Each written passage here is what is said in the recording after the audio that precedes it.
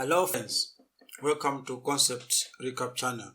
In this video, I'm going to show you how you can solve any quadratic equation by using the completing square method. Just to remind you friends, there are three most common ways of solving quadratic equations, and these are the completing square method, quadratic formula, and the factorization method.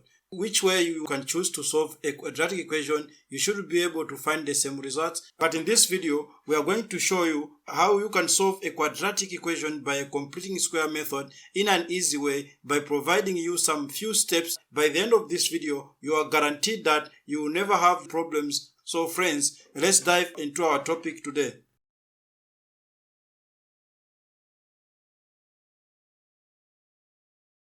Now friends, we are going to use this equation as our example to demonstrate how you solve a quadratic equation by this method. Friends, as a challenge to you, take down the equation, try to solve it on your own before we proceed, and pause the video. Tell us the answers in the comments below. And friends, there's a good news for this channel. We have a plan to be hosting live stream where we'll be solving different questions from different exam papers so that we can practice more. So it will be good for students to be interacting, but for us to do that, we need first to grow the channel. So you can help us by subscribing the channel and hitting the notification bell, and also like this video. If you have done that, you have done your part. It will be very advantageous to many students from different universities because there will be different courses being covered. Now friends, without wasting much of your time, let's now start solving the equation.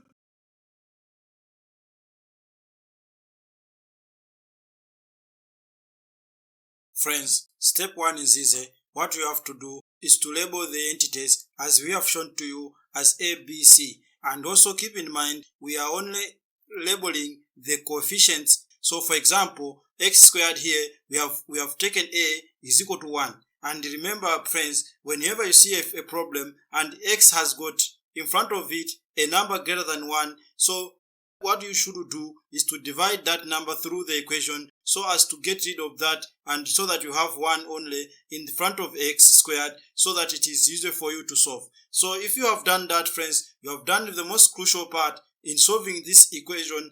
And take note also one thing friends, the sign that B has. That sign, you will need it in another step. So take note of that sign that B has friends. Step 2 friends. On step 2 friends, here it's simple. What you have to do is to take out your C from the equation. So in our case, our C is minus 10. And for us to take out minus 10, we just have to add 10 to it, which will make it 0. Remember, if you do something to the left, do the same thing to the right, so as you don't violate mathematics rules here. So be careful friends, do this to the left and do the same to the right. You have added 10 to the left, add also 10 to the right friends. Step number 3. Friends, make sure that you have from step 2, x squared plus 6x is equal to 40. In this step friends, what you have to do is take your b, divide by 2 and square the answer. And you square the answer. If the answer can be simplified further, please do so for simplicity's sake, so that you don't be overwhelmed with large numbers. So in our case, we have 6 as our b, divided by 2. If you square it, it will give you 36, divided by 2 squared, which is 4, and then the answer will give you 9. Somebody may ask, what if there was negative 6? Remember, anything if you square it, it will always be positive. So friends, even if you had negative 6, the answer will still more be positive because you are squaring a number. So if you square a number, the answer will always be positive in that. So friends, if you have done that, now we can move on to another step friends. Now on this step friends, the 9 that you got from step 3, you just take that one and you insert it into the equation, and this becomes your new C friends. If you have done that friends, we are on the same page friends. You are not lost in anything friends, so we can proceed further friends. Again friends, to remind you, if you do something to the left, do the same thing to the right, so that you balance the equation. So if you have added 9, add also 9 to the right, so that it cancels out, friends. So we can now proceed friends. On step number 5 friends, what you have to do is write down 2 empty closed brackets as we have shown it to you, and write inside x and the square root of your new C, which is 9. If you square it, it will be 3. Put that in your brackets, and then later just add in between the sign that B has in the original equation. In our case, it doesn't change, it's still positive, so you just put it in between, and remember to maintain what is in the right hand side, just copy it below, and then it will give you open bracket x plus 3 close bracket open bracket x plus 3 is equal to 49. And now friends, having done that, let's move now to step number 6. On step number 6, friends, it's easy.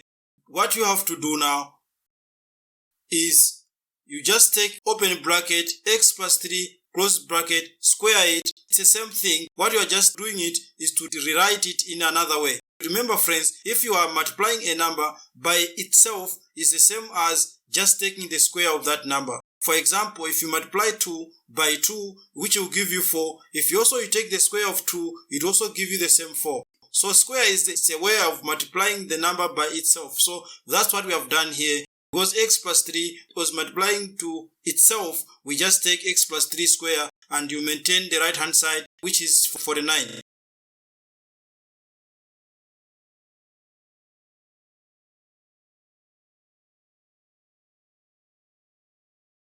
And now friends, we are now on step number 7. We are making progress in solving a quadratic equation.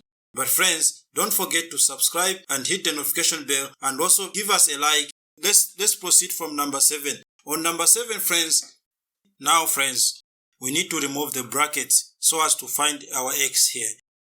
But we cannot do that because these brackets, they have a square on top of it, so which is making it difficult to remove it easily. But if you provide square root, it's gonna cancel the square. So what you have is x plus 3 without the brackets plus or minus the square root of 49. What we have done here is the same we have been saying, that if you do something to the left, do the same thing to the right. So we introduced the square root to the left, we have also introduced the square root to the right. Remember, when you are square rooting a number, the answers, the options that you have as your answers, they will be either positive or negative. So you should keep in mind this. Always put this plus or minus whenever you are square rooting a number. So if you do that, then you remain with x plus 3 is equal to plus or minus 7.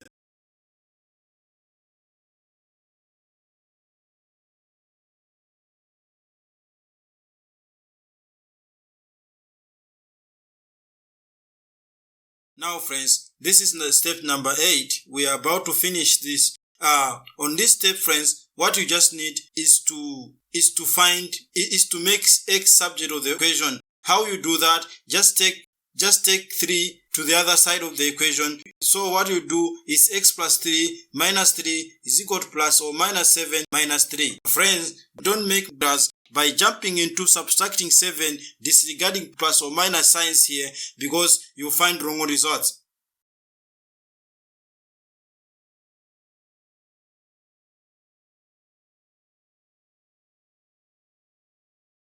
And now friends, we are now on the last page in solving our quadratic equation. So this is how you're going to get your x. X is either equal to plus 7 minus 3, which is equal to 4, or x is equal to minus 7 minus 3, which is equal to minus 10. Friends, x is equal to 4 or is equal to minus 10. Friends, we have finished solving quadratic equation using the completing square method, and I'm sure that after this, you don't have any problems in solving any quadratic equation by using completing square method. But friends, there's a question for you. If it was on an exam and they have asked you that, given the equation that we had, to provide the roots of the equation or to provide the factors of the equation, what will you give as the answer? Please let us know in the comment section below, and thank you for listening, and goodbye.